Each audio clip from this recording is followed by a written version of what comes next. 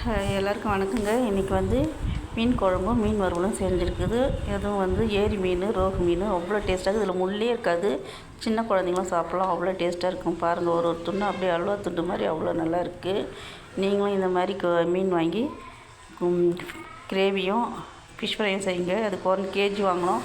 1 kg 160 ரூபா. அவ்வளோ ஃப்ரெஷ்ஷான மீன். அப்போ தான் வந்துச்சு. அதை நல்லா க்ளீன் பண்ணி கொடுத்தாங்க. இது கூட ஃபஸ்ட்டு வந்து ஃபிஷ் ஃப்ரை பண்ணிடலாம். அதுக்கு வந்து சால்ட்டும் லெமனும் போட்டு நல்லா மிக்ஸ் பண்ணிடலாம். இப்போ வந்து ஃபிஷ் ஃப்ரைக்கு தேவையான பொருள் எடுத்து மிக்ஸ் பண்ணிக்கலாம். இது வந்து அரிசி மாவும் கார்ன்ஃப்ளவரு, மிளகாத்தூள், மிளகுத்தூள், அதுக்கப்புறம் இஞ்சி பூண்டு பேஸ்ட்டு, கரம் மசாலா, இவ்வளோ தான். இதெல்லாம் நல்லா போட்டு நல்லா ஒரு பேஸ்ட் மாதிரி நம்ம கலந்துட்டு அதை எடுத்து நம்ம மீனில் தடவி எடுத்து 1 மணி நேரம் ஃப்ரிட்ஜில் வச்சு விட்டோம்னா நல்லா மசாலா பிடிச்சிக்கும். இப்போ ஒரு கடாயில் தேவையான அளவுக்கு எண்ணெய் ஊற்றிட்டு கடுகு, உளுத்தம்பருப்பு, வெந்தயம் இதெல்லாம் நல்லா பொரிஞ்சு வந்த முன்னாடி சின்ன வெங்காயம், கறிவேப்பிலை, பூண்டு போட்டு நல்லா வதக்கி விடணும். அது நல்லா பொன்னிறமாக வந்த முன்னாடி தக்காளி போட்டு நல்லா அதையும் நல்லா வதங்கின பின்னாடி நம்ம 2 பொருள் தான் பவுட்ரு எடுப்போம்.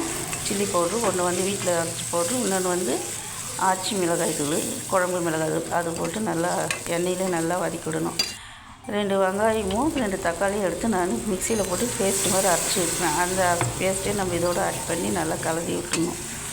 சூப்பராக இருக்கும். இதுக்கு தேங்காய் போட்டோம்னா அந்த குழம்போட டேஸ்ட்டே போயிடும். இப்படி செஞ்சு பாருங்கள், அவ்வளோ நல்லாயிருக்கு. இது கூட புளியை கரைச்சி ஊற்றிக்கலாம். தேவையான அளவுக்கு ஒரு லெமன் சைஸ் புளி ஊற வச்சுருந்தேன். அதை வந்து கரைச்சி ஊற்றிட்டு நல்லா கொதி வரணும். கொதி வந்தோடனே நம்ம ஏற்கனவே மீனுக்கு மசாலா தடவிருந்தோம். அதை எடுத்து ஒன்றா போட்டு கொதிக்கிற குழம்புல இதில் போட்டுடலாம். நல்லா ஒரு 10 நிமிஷம் நல்லா அப்படியே விட்டோம்னா மீன் நல்லா வெந்துடும். ரொம்ப நேரம் விடக்கூடாது. சூப்பராக இருக்கும். பாருங்கள், எவ்வளோ நல்லாயிருக்கு. இந்த மாதிரி செஞ்சால் சாப்பிட்றதுக்கு அவ்வளோ டேஸ்ட்டாக அல்டிமேட்டாக இருக்குது. பார்க்க எவ்வளோ நேரம் சாப்பிட்னே இருக்கலாம் போல் இருக்கும். அவ்வளோ நல்லாயிருக்கும். இந்த மாதிரி செஞ்சு பாருங்கள். குழம்பு ரெடி ஆகிடுச்சு. இப்போ நம்ம மீன் வறுத்துலாம். ஒரு தவா எடுத்து அதில் கொஞ்சம் எண்ணெய் ஊற்றி 2 கறிவேப்பிலை கொத்து வச்சுட்டு அதோட மீன் போட்டு அதில் எண்ணெய் தேவையான அளவுக்கு ஊற்றி அதை நல்லா ஃப்ரை பண்ணி எடுத்துக்கலாம். பாருங்கள், சூப்பராக இருக்குது. பார்க்கறதுக்கே சாப்பிட்ணும் போல் இருக்குது. ரொம்ப நல்லா இருந்துச்சு நாங்கள் சாப்பிடும்போது.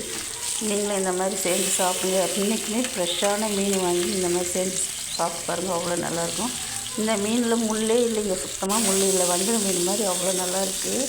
அதை விட டேஸ்ட்டாக இருக்குது. நீங்கள் இந்த மாதிரி ஒன்று செய்யுங்க. இந்த வீடியோ பிடிச்சா லைக் பண்ணுங்கள், கமெண்ட் பண்ணுங்கள், சப்ஸ்கிரைப். தேங்க்யூ.